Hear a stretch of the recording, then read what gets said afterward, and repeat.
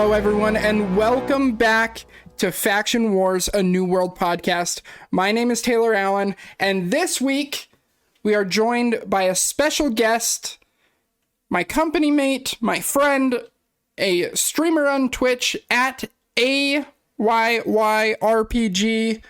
Mr. Andrew Hicks. Andrew, how are you, my friend? I'm fantastic. How are you, sir? I'm doing so good. Sorry, I just got a text from Steven. We thought he was going to be joining us. He's not. Steven, busy doing other things. Joe, who is also supposed to be on the show. This is supposed to be like a cool four-man show, down to the bare bones, if you will. Joe had a dad emergency. Had to go take care of baby stuff. So it shall be the two of us.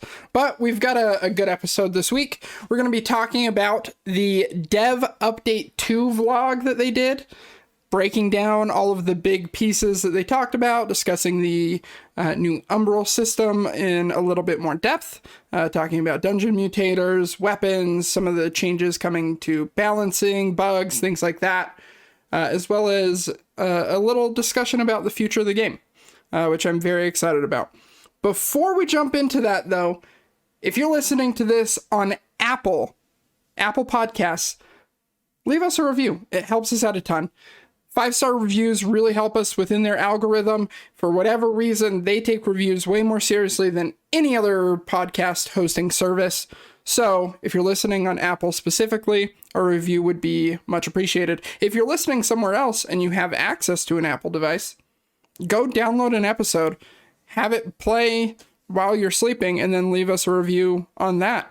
And then go back to your normal, thing that you listen on. If you're watching on YouTube, make sure you subscribe. We're very close to 1,000 subs on YouTube, which we're super excited about.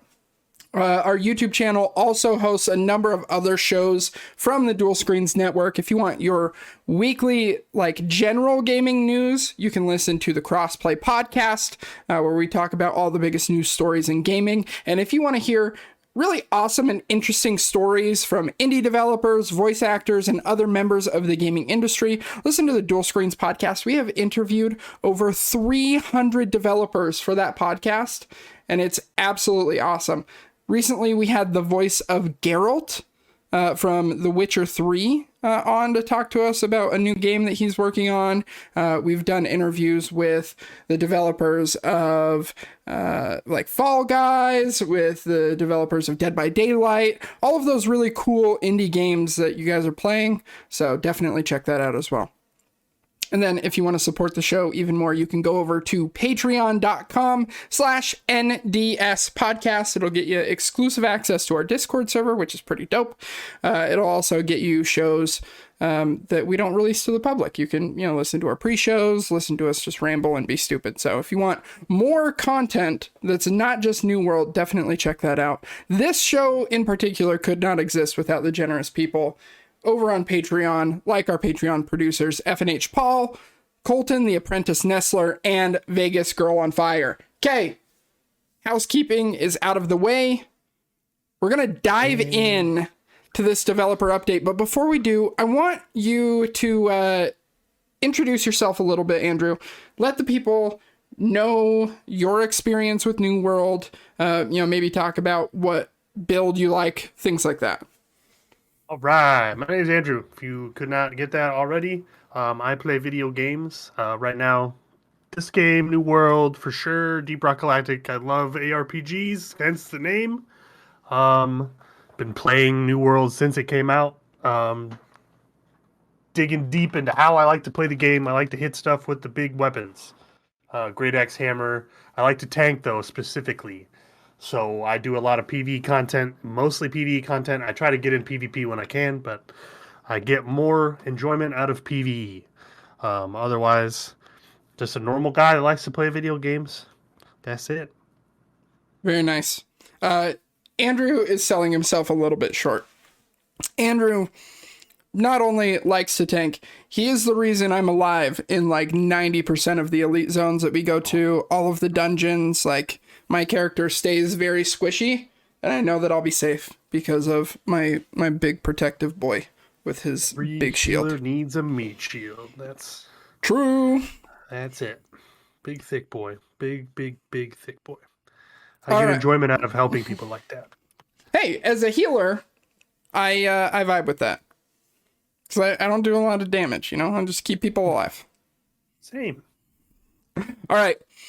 So this week, the developers over at New World released their second dev update vlog.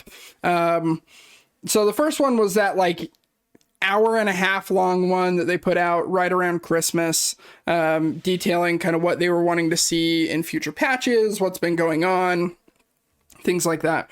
So this is a similar one, a little bit shorter. This one was around 40 minutes, 35, 40 minutes. So we're going to go through the bullet points line by line, kind of talk about the main things that they talk about, and then give our takes. But overall, I'm really loving that they're doing these in general. I have said from the beginning that some transparency from the dev team is super important. Even if they can't give us a full year roadmap, these monthly updates help people know that fixes and changes are coming. They highlight some of the biggest bugs in the game, and what they're doing to work on those, which I think is absolutely awesome. And two, content that we can expect down the line to keep people excited and engaged and playing the game.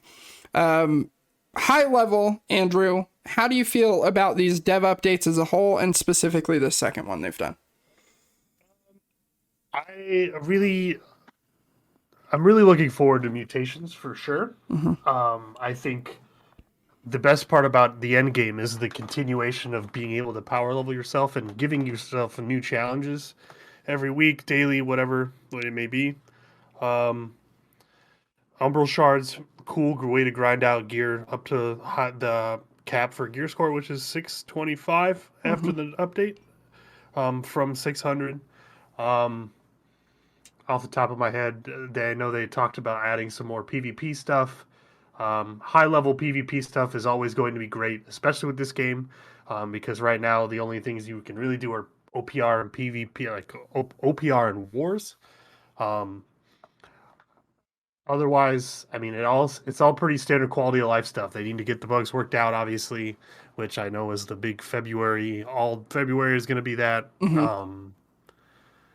Otherwise, I think at a high level, I think it's very good, as long as they can iron out what they need to iron out, and not create anything massive, any bigger problems than they already have. Totally. And that, given the history of this game, is a big ask, I think.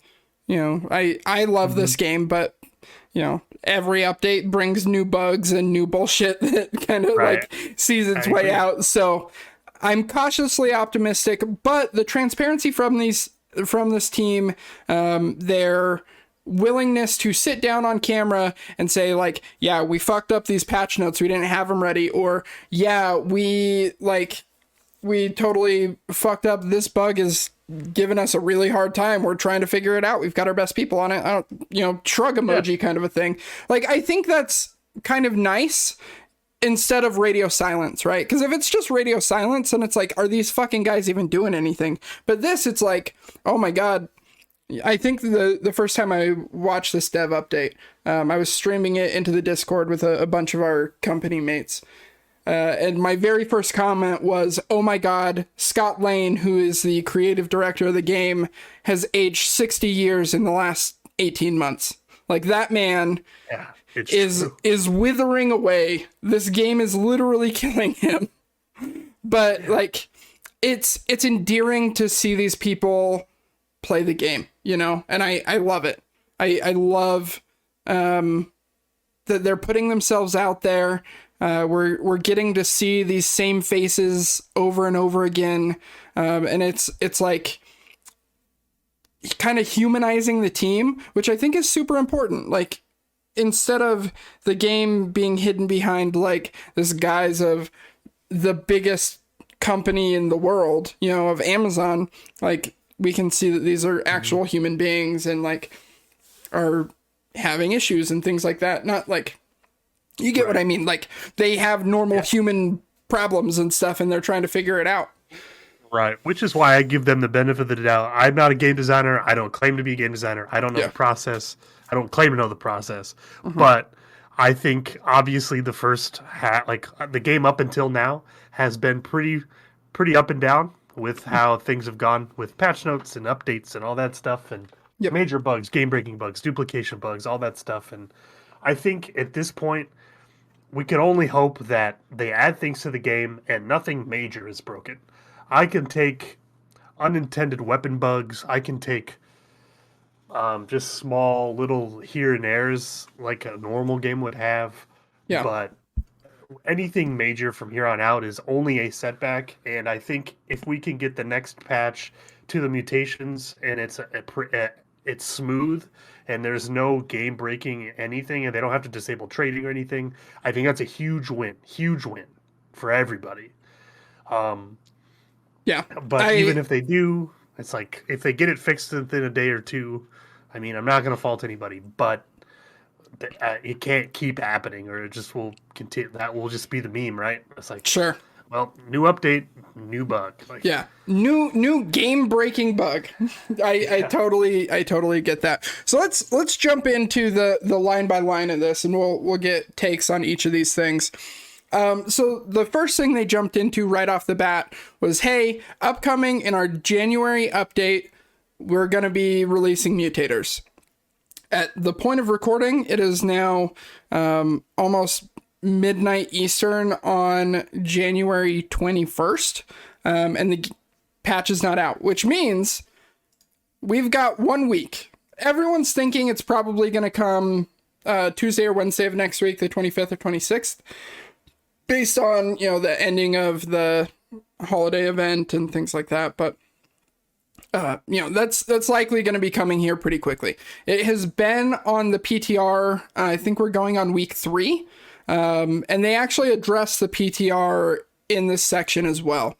They mentioned that previously they were running the PTR for much shorter periods, and that wasn't really helping them. They thought they would go in and just be like, okay, we're just going to stress test the server, see how the new things do, things like that. Not really intending for it to be, an area to like suss out major bugs and making sure that the mechanics are operating well. I think the December PTR was a step in the right direction, and I think the January PTR continues to move in a good direction. Going through 3 weeks of updates there, yes. I think it's much needed. Big thumbs up. PTRs are always a good thing, and it's just another outlet for them to test stuff before they apply it to the game. Yeah, without it fucking up the actual in-game economy and people's gear and people's enjoyment of the real game, right? Yep, exactly. So, super happy with that. And because of the data that they've seen in the PTR, the most recent patch notes there, they mentioned that they are significantly reducing the cost of crafting tuning orbs and stuff. Like, you used to have to grind a lot of portals to be able to craft tuning orbs, and they have brought that cost way down. I think it's only 1 corrupted lodestone. Do you remember at launch, the very first Genesis key that I crafted, it took 10 corrupted lodestone. Yikes. Laz was 20. Yeah. Now it's 2. Laz is 3, and they're dropping that down to 1 for each. Well, which I think is much needed. Yeah. So super happy about that. I'm glad that they're implementing these changes. It genuinely feels like they're listening to the community when it comes to these things too. Like, the community for a very long time has been harping on, like, the cost of these keys are way too prohibitive. Like, if you want to craft all of your Genesis keys in a week, you have to clear, like, Shattered Mountain portals probably 5 or 6 times a week. You have to run Mangled Heights and Caminus and Lower Sviken Stand probably the same amount 5 times a week.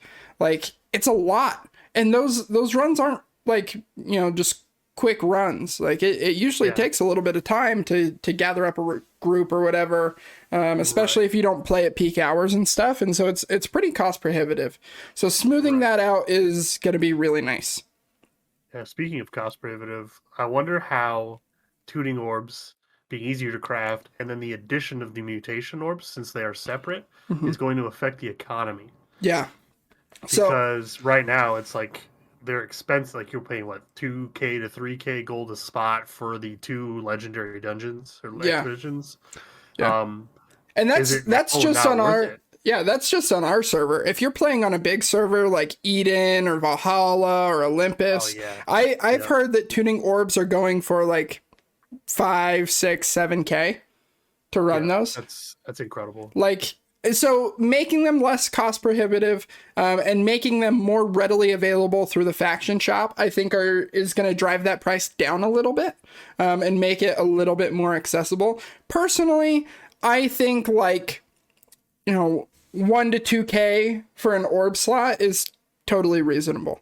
Like, if people are wanting to run it a bunch, it costs money to craft the orbs. I'm totally down for that. But I definitely don't want it to continue to escalate like it has on some of those like really high pop servers where it's going for 5, 6, 7K a slot. Agreed. So that is also like an adverse effect. The mutation orbs. I'm not 100% sure if they're bind on pickup or not, but obviously they'll probably have to be, right? Well, I think they're But making everything except for the actual orb tradable now. So the okay, so once you craft chisels, it, it's like yours. yeah, once you craft it, it's yours. But like everything else, including the corrupted lodestone that you get from portals and stuff, are all going to be sellable in the trading posts. Right. So what I think will probably happen is you will see a decrease in price, average price of just the regular orb, right? Because it's just a regular orb. But the mutation orbs, I think you'll see a pretty steep incline with certain levels of mutation. So It would not it's like, surprise me actually if those don't get sold even close to as often. Because, like, for me personally at least, I'm not using my orb unless I'm going in with a pre-made 5-man that I know has a good comp, has trophies, and is going to be able to, like, do their shit, right? Like, there's no way that I'm going to LFG and sell 4 slots to, random Tom, Dick, and Harry that have never done Lazarus to begin with, and wanting to do mutations after getting out of there for the first time. Absolutely not. So, and I'll make this comparison probably a few times, but with how WoW does it, so they do keystones, and keystones are just you get a level 5 keystone, and then you can continuously run it, and that key will upgrade to get you to the next tier. So people will sell, and people will farm that. So you'll farm level 2. And then once you get your gear good enough and best in slots, you'll start farming like 5s, and then you'll start pushing to 10, and you'll just try to find a group that you could do that with. But it really is only cost effective and efficient to run it at the lower tiers and then sell it at the lower tiers. So people that are just farming for items will probably not push past tier 2 or 3, depending on the group. Pubs, I can guarantee, will probably only farm level 1 or 2. With seeing some videos on how difficult they actually are, depending on the mods. It's just, I think it will have the effect that regular tuning orbs will probably be out the window for pricing, unless you just want to run it for fun. But mutation orbs will probably take over the regular key slots. I do still think that people are going to have some value in running that, right?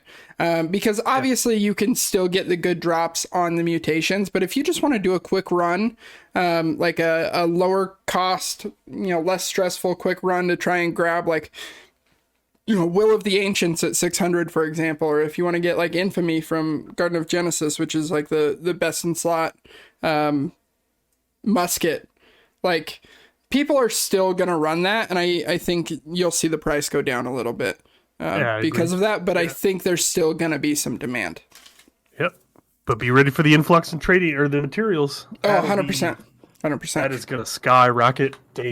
First 2 weeks will be nuts. We're going to see bots grinding portals now in like Morningdale, or not Morningdale, like Windsward and Everfall, like the little level 25, just to sell the slivers, because those are going to be in super high demand. Any last thoughts on Mutators and kind of the update that they provided to Mutators before we move to the next big item here? Build diversity, I think, is getting I think that's an inadvertent buff to the game. Oh, yeah. Obviously, everybody's running what's the most efficient, but I think mutations and the certain mutation combos will like force you to play something that's not meta, and I think people will struggle with that. But I think it's a healthy thing to add to PvE. Yeah, it's also going to add a lot of demand for perks that are currently viewed as useless. Like right now, if you roll a Great Axe with, well, not right now because people know about the mutators and stuff, but before this was announced, if you rolled a Great Axe with Angry Earthbane or something, you'd be like, oh fuck, like cool, I can run through with my PvP Great Axe just fine on Genesis and have no issues because it's best in slot for PvP, and so it clears totally fine. But now things like Angry Earthbane and stuff are not only like desired, but necessary if you want to clear on these high level tiers, and want to be able to clear all the mobs and stuff. So I think it's going to be nice that there's going to be more value added to more pieces of gear in the game. Yep. A couple of other minor things here with this update as well. They're adding 6 additional spirit shrines to the game, all right outside of the existing set of dungeons, which I think is nice, a little bit more convenient. And they're also reducing fast travel costs, which it's going to be so cheap. Yeah. I mean, right now, I don't even care how much fast travel costs anyway, because I have almost 300 bottles of Suspended Azoth in my inventory. So, like, just whatever. We talked about it last week. They're nerfing that too, though. So, either way, it'll be good. It'll be good. I'm looking forward to that. And they did mention that they are looking to add mutators to lower level expeditions. They just want to make sure that there's a way to add enough challenge to keep it on par with some of the higher level ones. So, agreed. I also wish they would make the gear high level gear as well as soon as you pass a certain mutation level. Mm-hmm. I think that's a really good incentive for people to run them all instead of just level 60 people running the 2 legendary ones in Imperial Palace. Right? Diversity. Yeah, I agree. All right, the next big thing that they jumped into was the next round of server transfers. So they mentioned right off the bat that the server merges that they did in December was not ideal. They were not able to get all of the worlds together like they wanted to because of that persistent housing bug that was causing it to make it so that people lost a bunch of shit and couldn't, have that many houses in a single area. So they said that issue is going to be fixed soon. It's high priority for them. They considered that, round 1 of the initial merges, and then this next one is going to be round 1.5. So likely if you got merged and there is another server in your world cluster, like for example, Arcadia Omega is our world cluster, we are going to be merged into the other server that is also left on Arcadia Omega. So just keep that in mind. These are going to be coming. They made it sound like they're still a little ways off. They're working on it. They're trying to, get it all fixed and taken care of. But they made it sound at least like it's going to be a little bit of time. And then they did mention after they're done with that round 1.5 of server merges, everyone will be given a second server transfer token. If you haven't used your first one, that means you will have 2 for free. So everyone will be getting another server transfer token if they need to, if they get into their new server, and it's just not the vibe, you can go somewhere else, totally fine. Overall, though, since the initial server merges, I have been super happy. I was stoked with our initial merge because we were on a very dead server. Like, we had peak concurrent players, like, getting down to the double digits kind of a thing. And so right now we're sitting at about 500 peak concurrents. on our server. We're likely going to be merging into a server that has about 600, get us to like that 1,000 to 1,100 range. So there's going to be a lot going on. Nodes are obviously going to be way more contested because we have twice as many people. But I think it's going to make things like OPR and running dungeons and stuff like that even more accessible and even more enjoyable. How has your experience been, Andrew, since these server merges, and what do you think about this next round? I mean, it's been, pretty positive, right? Minus all the stuff they broke when they transferred, but Sure. or emerged. But overall, obviously, more people is better, right?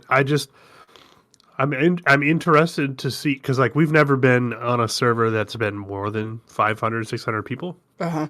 I'm interested to see outside of like launch week, right? When we all had queues. Yeah. Yeah, agreed. God, I don't want to go. Please don't mention the Q word again. I'm interested to see. I really think that this game will really shine in like the wars, obviously, like large scale PvP, right? But where I think the game can really improve on it and shine in is the open world PvP struggle, right? With territory control and being able to stop people from trying to take over a territory, and this constant struggle between three factions in this map that's finite, right?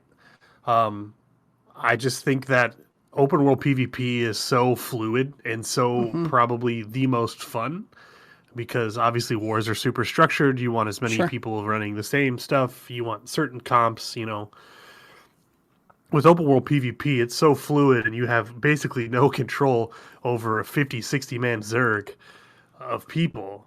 And you're basically just fighting for position, or you're fighting over the fort, or you're trying to sneak attack, stuff like that you don't get in a war. Or like we ran into earlier this week, where we just get a big group together to go do a flagged elite zone run and run into another like rival faction that's doing the same thing, and we end up having a massive skirmish inside of the mines, like in this very cool, unique play area where like combat is not as like flat and structured as like wars and stuff. Yeah, exactly. You have to worry about NPCs. You have to worry about like the respawn times. You have to worry about all of this terrain and all of that crazy stuff. Yep. We just before the podcast, we were running Imperial Palace, and it was maybe 10 to 15 of us. We were doing it. All of a sudden we turn around, and right behind us is a massive, probably 30-man purple flagged group right there. And we were like, well, we can either A, let these guys do this and we'll just run around and start somewhere else, or we can try to surprise these guys if they don't see us and try to kill as many as we can and get the express train back to town. Yeah. And we had considered it. We tried to hide, but they found us fairly quickly. There was a purple spy. We think he may have ratted us out. It was actually pretty funny because they were all hiding, and then I just hear them. I was sitting in this Discord call, and one of them goes, "Shit, they shot me," but they didn't keep shooting at him. They were just like, "Hey, we see you there," pegged him in the leg, and then just sat there and stared at him. Yeah. So you also get stuff like that where there's like a lot of tension, and then like someone cracks a joke in area chat, or everyone starts teabagging or whatever too. Like a lot of goofy shit can happen with open world PvP, and I'd love to see more of that happen on these bigger servers. And I think open world PvP with smaller groups against bigger Zergs, or groups or Zergs, whatever you want to call them. I think in this game will favor the more coordinated group, right? So no matter the size of your group, if you can outposition and outmaneuver, you will win those fights every single time. Played a lot of Guild Wars 2.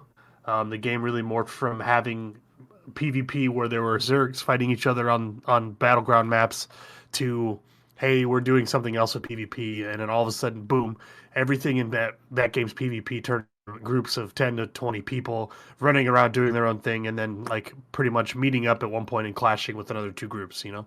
Yeah. So it was pretty fluid, and this game I think will eventually turn into that, and it will be very fun to watch and to play, and you'll just get some really good fights and some really cool engagements. So yeah, really excited.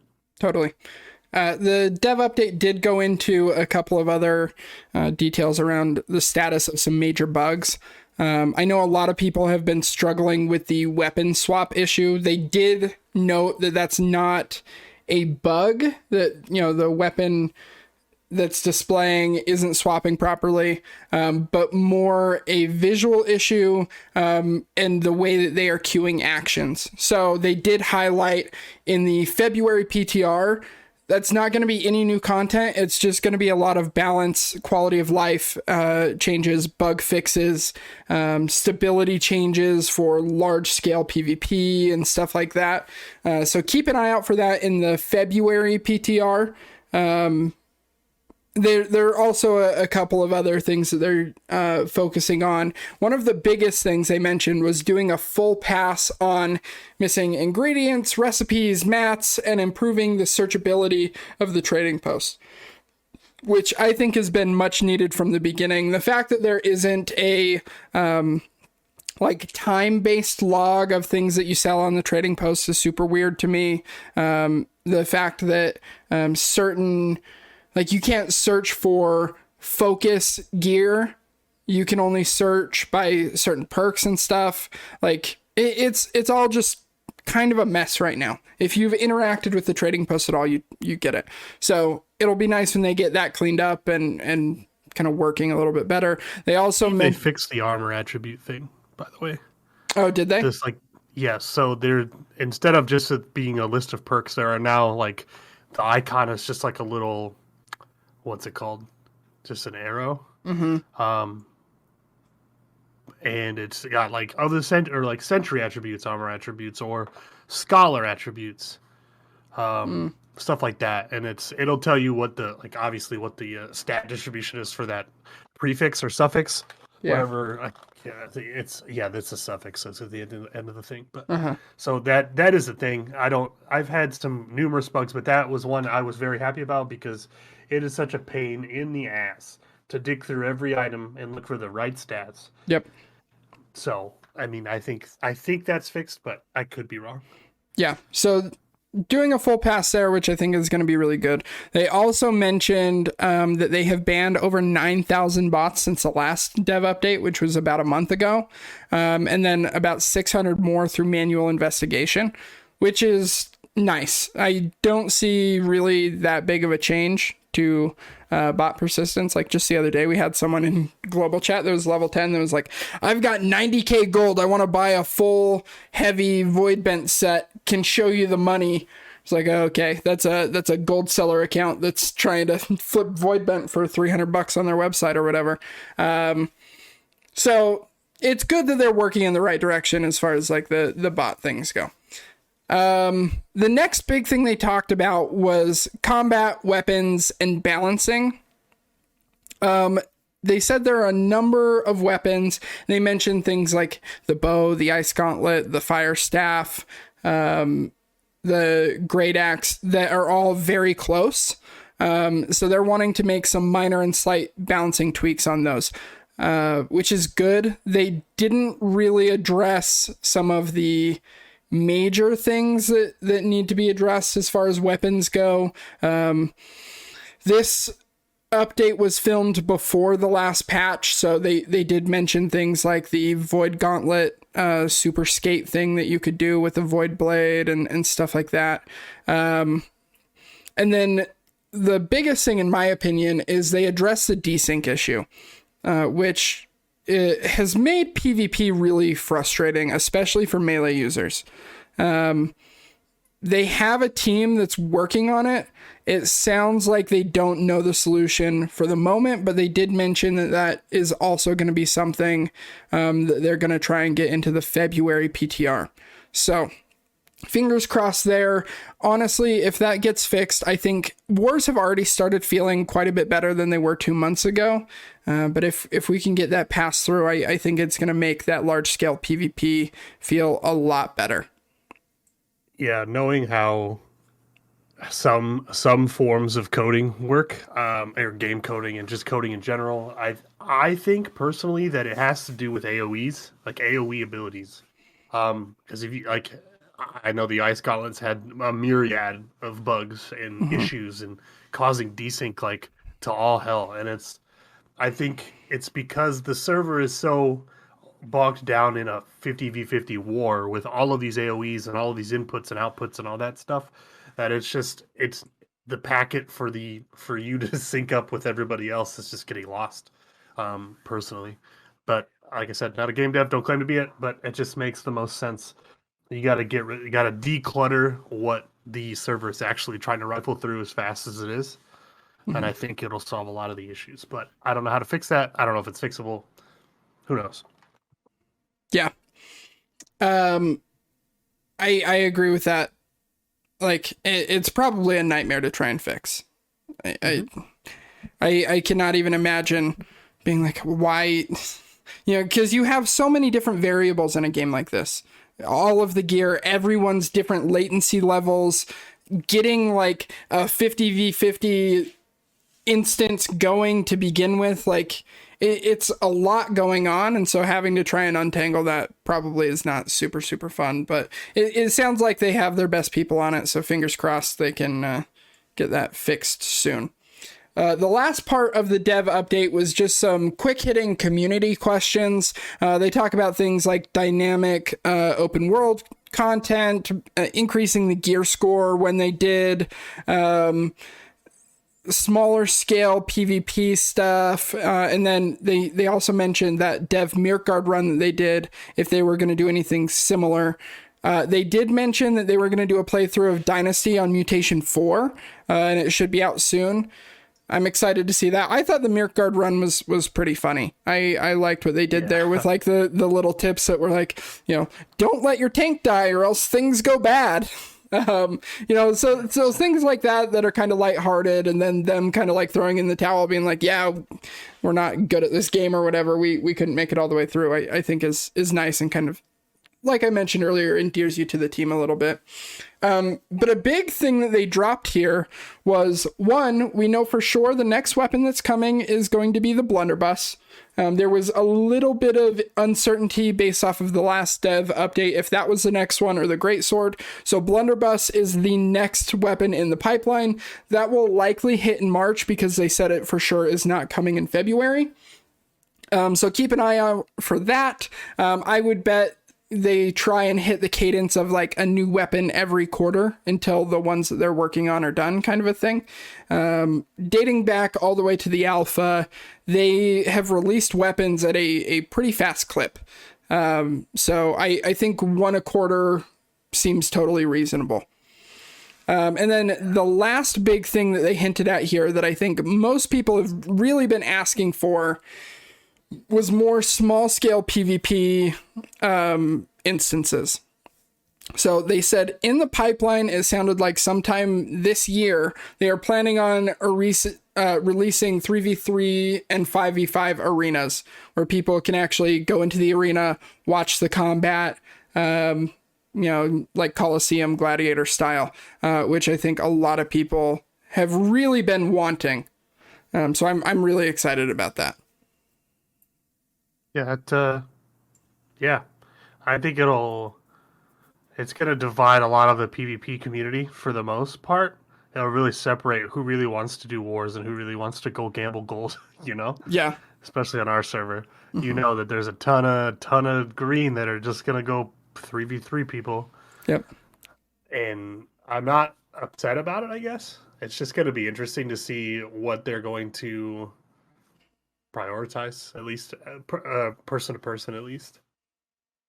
But yeah, I think small scale PvP like arenas will be cool. Mm-hmm. Who knows? Maybe they'll make a competitive scene out of it. I doubt it. But still cool. The other big thing is for large scale endgame content. They did mention that in the short term, they don't have a plan for this, but long term, they would like to give a casual instance for both wars and invasions, so that all players will have equal access to it.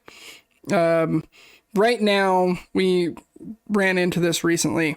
It's really difficult to get into wars right now if you're not a part of like an established large guild. You know, if you don't have a company or your company is really small, like it's tough getting on a war roster. So having ways for people to gain war experience and eventually, you know, be able to do like a big time war, you know, big boy pants war, I think is going to be good. And same with invasions. I think that'll be nice. More casual invasions that don't have the consequences of losing a main one. So that'll be good. They also mentioned that they want to focus on war declaration a little bit and the performance of wars, making the declaration process more transparent, as well as sounds like a little bit easier with it happening less often. It sounds like it's happening a little too often for what they're liking, so slight tweaks there. But overall, I thought the dev update provided a ton of really good information, and I'm happy with a lot of these changes that they highlighted. Yeah, I am as well. I mean, it's all good as long as they keep transparent and they keep fixing stuff and try not to break it. I'm cool.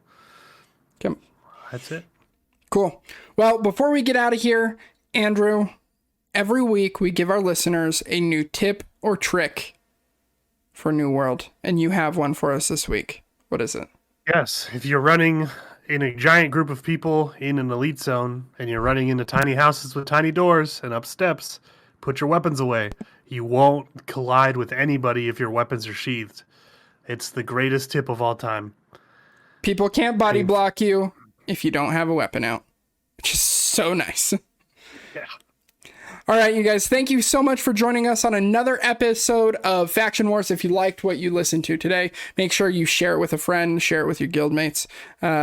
Leave us a like on YouTube. It helps us out a lot. Drop a comment down below, and make sure you subscribe to the channel so that you never miss out on an episode. If you're listening on a podcast service that has a review platform, make sure you leave one. It helps us out a ton. We really, really appreciate it. And if you want to support the show even more, you can go to patreon.com/NDS podcast to make it so that this show can go on and Steve won't cut it off when he gets bored of the game. Fingers crossed that I can keep the show. Thank you guys so much for listening. Until next time, keep doing the New World. Bye. Yeah, peace.